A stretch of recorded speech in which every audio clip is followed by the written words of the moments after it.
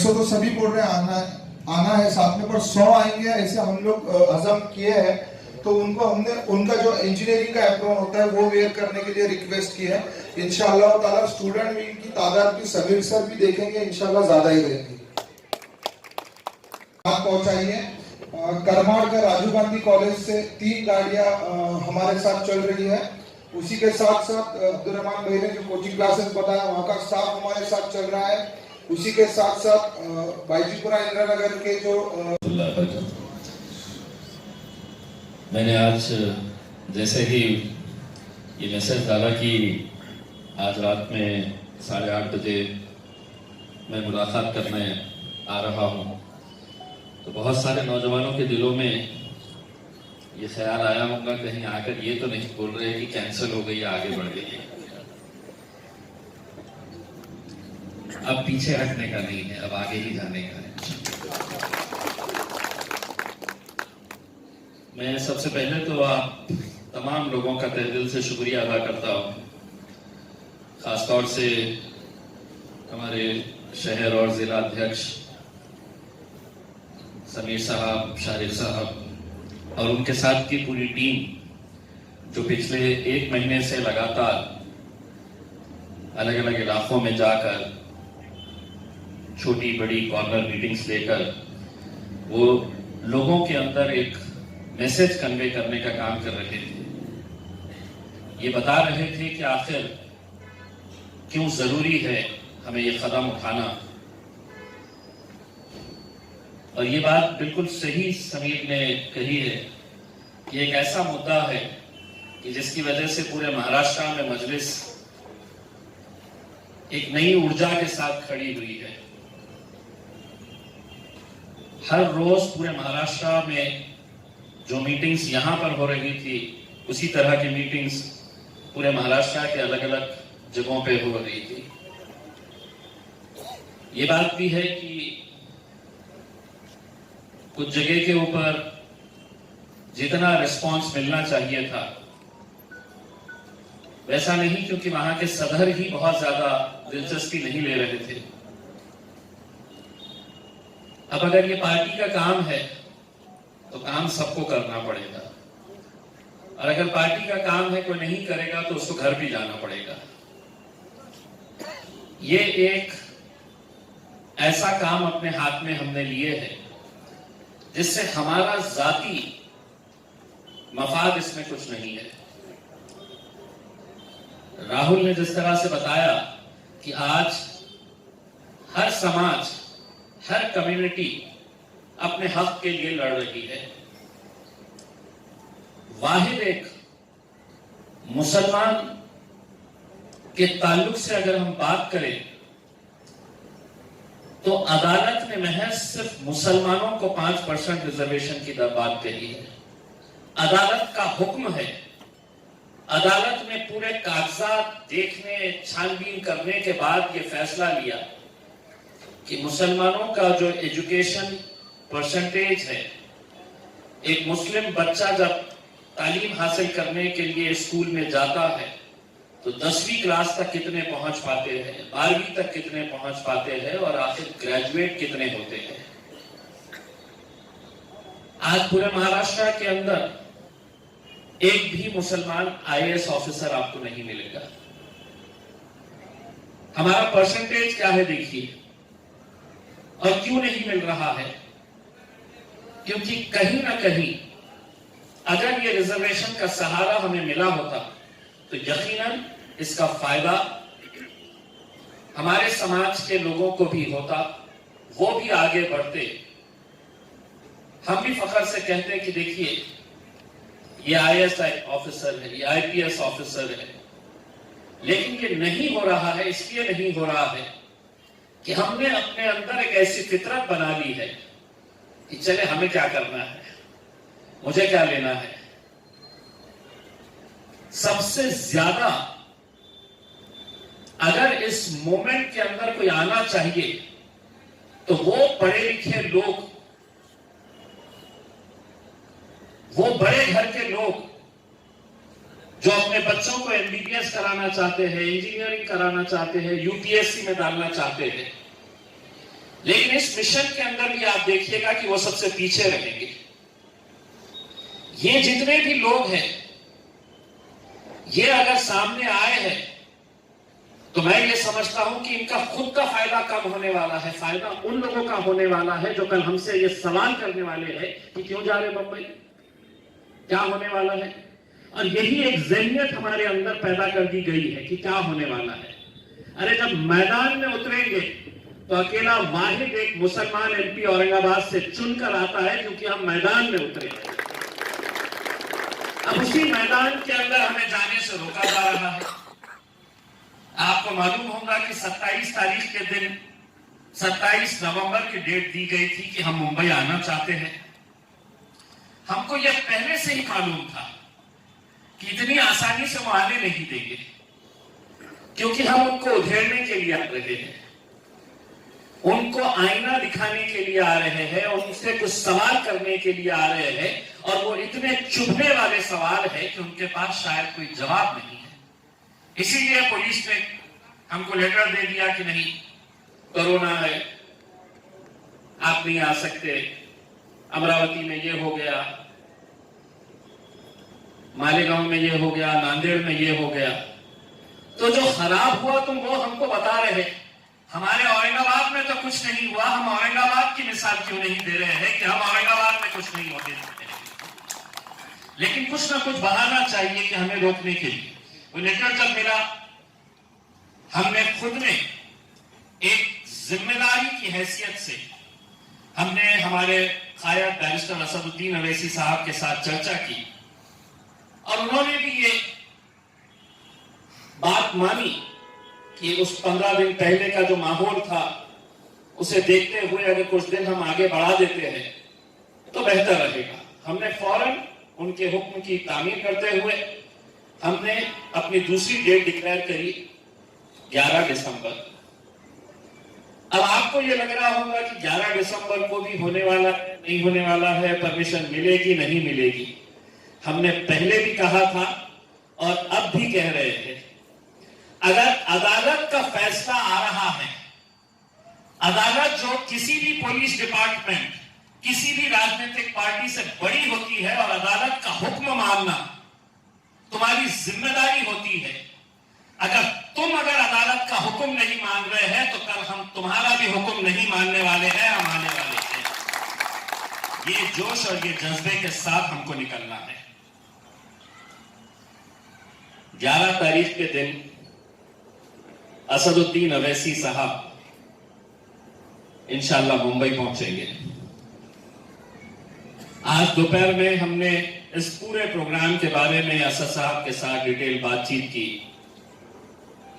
और ये तय हुआ कि आज हम औरंगाबाद जाके जो भी तैयारियां हैं, आप लोगों ने, हमारे जितने आप लोग जिम्मेदार लोग हैं हमारे, चाहे वो तालुका के प्रेसिडेंट्स हो, स्टूडेंट विंग हो, हमारे कॉर्पोरेटर्स हो, जितने भी लोग हैं, अपने तौर के ऊपर एक मूवमेंट उन्होंने चलाया है और अल्हम्दुलिल्लाह ये कामयाब हुआ है। अब 11 तारीख के दिन कब निकलना है, कैसे निकलना है, कौन से रूट से निकलना है, ये हमको तय करना है। अब ये तय हुआ है कि 9 तारीख के दिन, परसों के दिन, हम लोग जितनी गाड़ियां जाने वाली है उन सबको एक नंबर अलॉट करेंगे, क्योंकि सुनने के लिए तो मुझे भी बहुत अच्छा लगा। मैं 200 डालूंगा, मैं 150 डालूंगा, मैं 50 डालूंगा, मैं सबका हिसाब रखने वाला हूं, कौन कितने लाने वाला।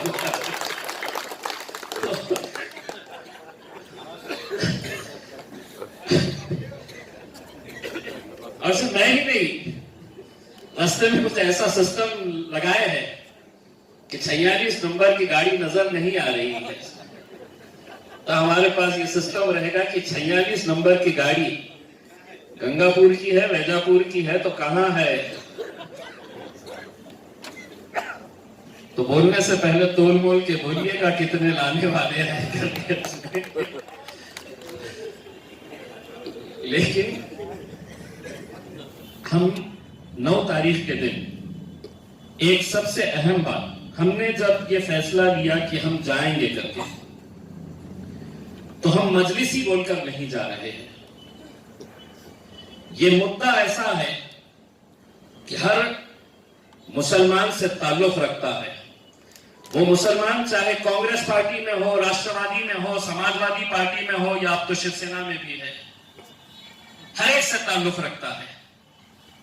तो हम सबको दावत देना चाहते हैं कि आप भी हमारे साथ आइए, कि जिस जिम्मेदारी के साथ हम आपको लेकर जा रहे हैं, कल मेरा और असद साहब का सर शर्म से झुकना नहीं चाहिए, कि हमारी तरफ से कोई ऐसी गलती ना हो कि जिसकी वजह से हमारे ऊपर उंगलियां उठे। वहां जाने के बाद जो भी प्रोग्राम रहेगा, जैसा भी प्रोग्राम रहेगा, ये हम 9 तारीख के दिन या 10 तारीख के दिन बताएंगे। तय ये है कि मुंबई पहुंचना है। अब हम आपको बांद्रा लेके जाएंगे या माहिम लेके जाएंगे या भिवंडी लेके जाएंगे, क्योंकि हो ये रहा है कि हम जब बोल रहे हैं कि हम इस इलाके के अंदर आने वाले हैं, यहां पर हमारी सभा, तो पूरे कांग्रेस और राष्ट्रवादी के नेता वहां पर जाके हमारे 3 ऐसे वेन्यूज जो है वो कैंसिल करने लगाए उन्होंने। वहां पे उनके नेता जाके वहां पर बैठे और बैठकर ये ऐलान किए, वहां पे उसको बताया गया कि अगर तुमने इसका दिए तो हम तुम्हारा पूरा निकालेंगे करके। तो वहां के जितने भी ओपन ग्राउंड्स है या हॉल्स है, सबको है तो ये डराया धमकाया जा रहा है कि तुमने इस प्रोग्राम के लिए जगह नहीं देना है करके। अब वो कितने होशियार है, उनको 11 तारीख को समझ में आएगा कि हम कहां जाने वाले हैं करके, और हम कितने होशियार हैं उनका उसका भी एहसास हो जाएगा। एक तो ये है कि रास्ते में हमें 2-4 टोल मिलेंगे। हम गवर्नमेंट को हम ये रिक्वेस्ट कर रहे हैं कि जिस गाड़ी के ऊपर तिरंगा रहेगा उसको टोल नहीं देना है। तो आप लोगों ने किसी के साथ बहस करने की जरूरत नहीं है उसके अंदर, नहीं तो फौरन हस्ती ना चढ़ जाएगा, अच्छा मेरे से ले रहा टोल, तो वो सब हम करेंगे। टोल का भी ये इंतजाम किया जाएगा। बस ये है कि अगले 2-3 दिन आप लोगों को झंडे जब हम बोल रहे हैं, वो झंडे इस वजह से बोल रहे हैं कि आपकी गाड़ी पे झंडा देखकर हो सकता है कि वो जो सवाल कर रहा है आपसे क्यों जा रहे हैं करके, उसका भी दिल में आ जाए कि चलो मैं भी चलता हूं करके उसमें। तो एक माहौल बना लीजिएगा।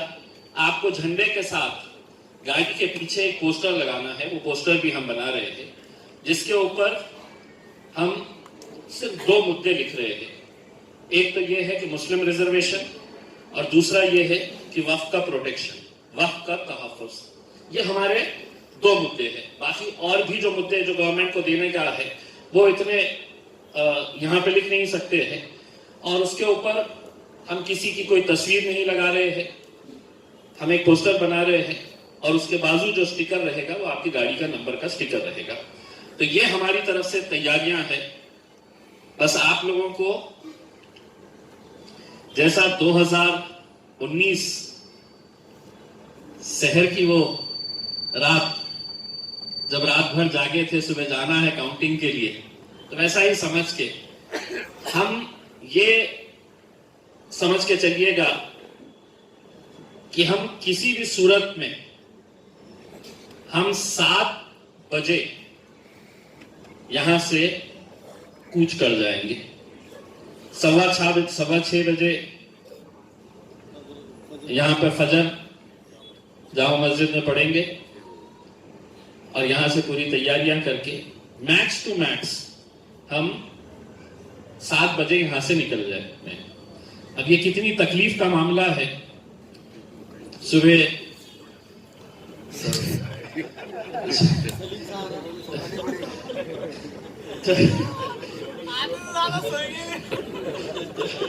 आप गाड़ी में सो जाना भाई, लेकिन चलना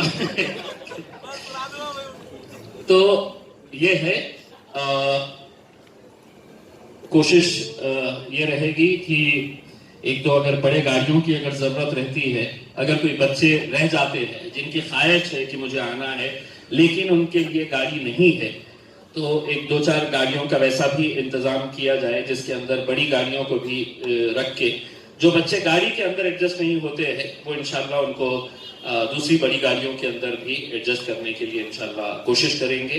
बस मेरा आप लोगों से इतना ही इल्तिजा है कि हो सकता है कि अलग अलग तरह के बयान आए किसी से कि हम ये करेंगे, हम वो करेंगे, तो आप ये समझ लेना कि हम मुंबई जाने वाले हैं।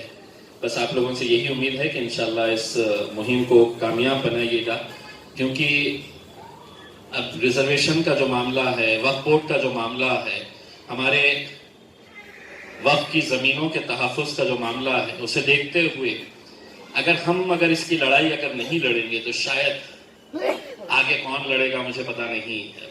लेकिन अल्हम्दुलिल्लाह आज अल्लाह ने ये मौका दिया है कि चलिए, लोग कहेंगे कि साहब ये मजलिस का प्रोग्राम है। अब मजलिस करेगी क्या कि मजलिस पूरे महाराष्ट्र में अगर एक ही मुसलमान एमपी चुनकर आया है तो आपको हमारे साथ ही चलना है। अगर आपके चुन के आए होते तो हम कार्यकर्ता बन के आपके पीछे आए होते उसमें। लेकिन अब ये सबको साथ में लेकर चलना है। मैं अपनी बात यही ख़त्म करता हूँ और मुख्तसर से आप सभी लोगों से, ख़ासतौर से हमारे जो सीनियर मेंबर्स है, कॉर्पोरेटर्स है, या आप में से जो भी इसको और बेहतर बनाने के लिए, अच्छा करने के लिए जो भी अपनी राय मशवरा देना चाहता है वो दे दीजिएगा। बहुत बहुत शुक्रिया। वाफिर एक मर्तबा एक कौम के काम के लिए निकले, ये भूल जाए कि हम किस पार्टी के अंदर है, किस संगठन के साथ जुड़े हैं। इलेक्शन आएगा, अपने गले में आपको जिसका मफलर डालना है, जिसका झंडा पकड़ना है, आप पकड़िए, लेकिन एक मर्तबा कौम के लिए बाहर निकलिए। हमने ये तय किया है कि हमारे किसी भी गाड़ी के ऊपर हमारी पार्टी का झंडा नहीं रहेगा। 75 साल हो गए मुल्क को आजाद हुए, पूरे देश में अमृत महोत्सव मनाया जा रहा है। हम भी उस दिन देश की आजादी का अमृत महोत्सव मनाने के लिए हर गाड़ी के ऊपर तिरंगा लहराते हुए मुंबई में दाखिल होंगे। 9 तारीख के दिन से आप लोगों को झंडे दे दिए जाएंगे। 9 तारीख से आपको अपने गाड़ियों के ऊपर झंडे लगा देना है। आपको झंडा भी दिया जाएगा, डंडा भी दिया जाएगा और उसको बांधने के लिए रस्सी नहीं, तार भी दिया जाएगा। सब दिया जाएगा, आप बेफिक्र रहिएगा, सब दिया जाएगा और सब पे नजर भी रखी जाएगी उसके। और आपको ये पता ही नहीं है कि औरंगाबाद की गाड़ियों को एक अलग नंबर दिया जाएगा तो जालना की गाड़ियों को अलग नंबर और अलग रंग भी दिया जाएगा उसमें, ताकि हम गाड़ी का नंबर देखते ही, रंग देखते ही समझ जाए कि ये कहां की गाड़ी है करके। तो 9 तारीख से दिन जितने गाड़ियां जाने वाले हैं वो गाड़ियों को झंडे दे दिए जाएंगे। 9 तारीख 10 तारीख को शहर के अंदर जब गाड़ी घूमेगी तो हमको ये समझ में आ जाएगा कि ये गाड़ी हमारे साथ चलने वाली है। तो 9 तारीख के दिन से ये काम, अब कौन से रूट से हम जाना है।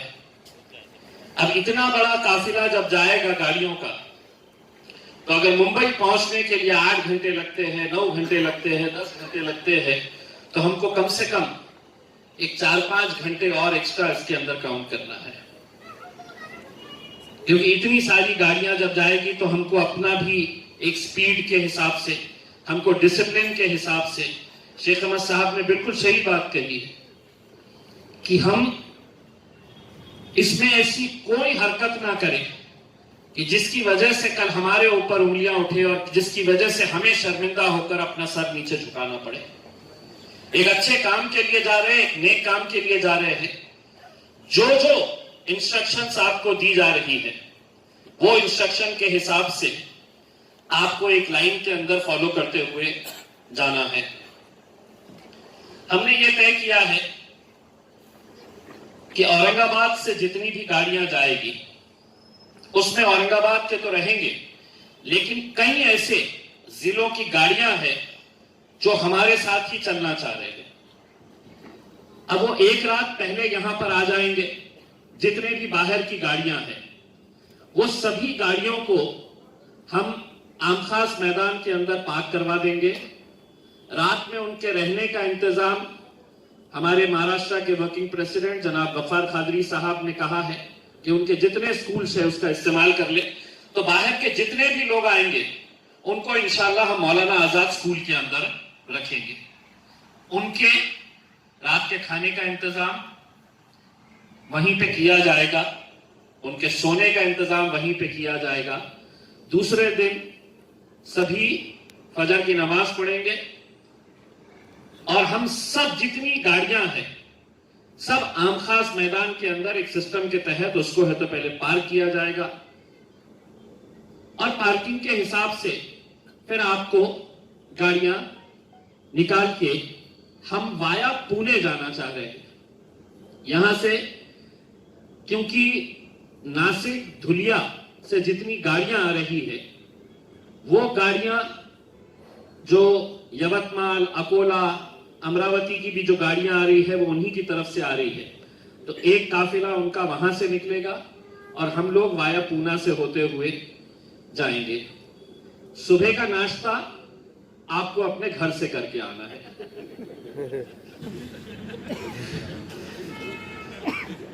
जो बाहर के लोग आ रहे हैं उनके खाने का इंतजाम वहां पे रहेगा और रास्ते में हम 2 लोकेशंस आइडेंटिफाई कर रहे हैं कि जहां पर खाने का इंतजाम किया जाएगा, सभी लोगों के लिए चाय का इंतजाम किया जाएगा। ये इसके लिए जो कमेटी है वो उसके ऊपर काम कर रही है। तो हम वहां से निकल के जाएंगे। जैसा समीर ने एक बात बताया है कि गाड़ियों में मैकेनिक होना भी जरूरी है, तो हम साथ में कुछ मैकेनिक्स को भी ले।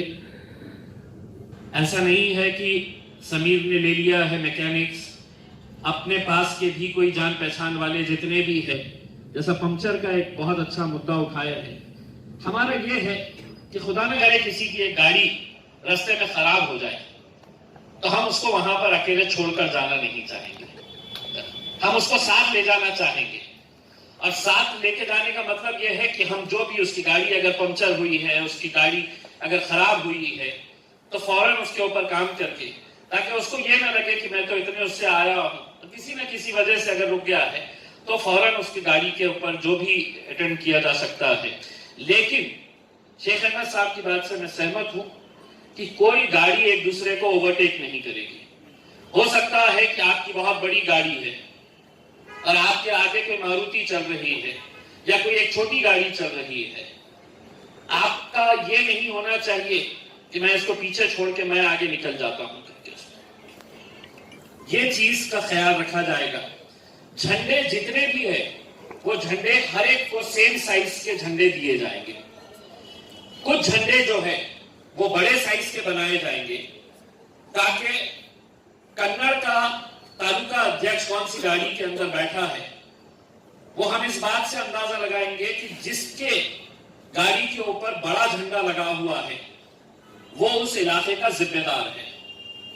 शारिक साहब के ऊपर, समीर साहब के ऊपर जो झंडे रहेंगे, हमको एक आइडिया रहेगी कि ये उस इलाके का जिम्मेदार है करके।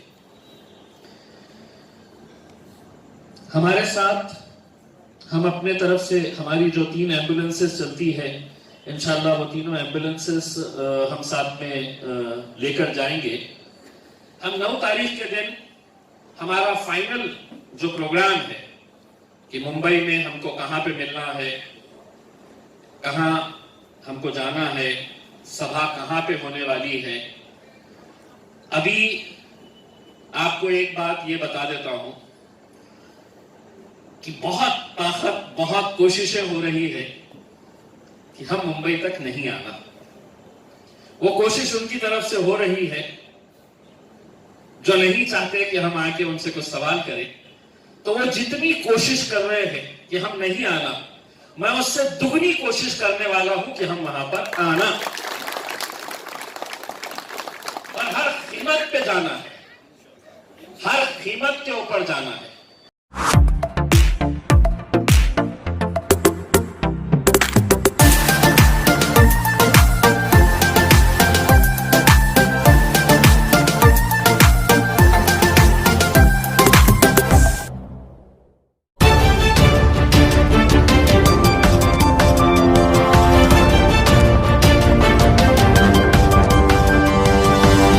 audio jungle.